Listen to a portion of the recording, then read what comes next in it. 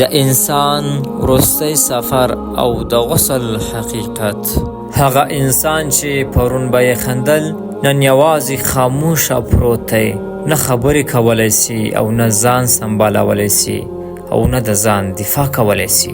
یوازې خپل د خاموشۍ، یوازې خپل د چوپتیا، یوازې خپل د عمل میلمه دی. کله چې د انسان د بدن څخه روح ووځي نو د دنیا ټول مقام، مال او شهرت شاته پاته کیږي، نو د آخرت د سفر تیاری پیل سي. بیا مسلمانان او مؤمنان ورونه راټولیږي او په ډیر مینه او احترام سره غسل ورکوي، لکه څرنګه چې رسول الله صلی الله علیه وسلم امر کړی وي. په همداسې طریقه غسل ورکوي. هره قطره، هره څاڅکه اوبه چې د انسان پر بدن باندې تویږي انسان ته دا پیغام ورکوي چې ای انسانه، ای د دنیا مسافره، دا دنیا یو لنډ سفر دی.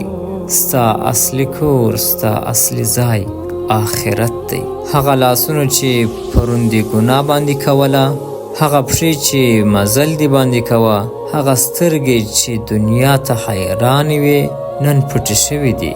مرګ حقیقت دی، نه کوچنی پیژنې نه لوی، نه شتمن پیژنې نه غریب، نه شاه پیژنې نه ګدا پیژنې. مخکې له دې چې زموږ د غسل وار را رسیږي باید دې منزل ته، همدې صحنې ته لږ سوچ او پام وکړو. راځئ چې توبه نصوح وباسو.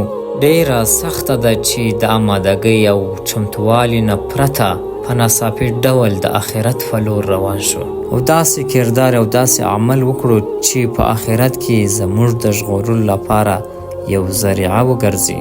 خپل منځ او اخلاق سم کړو.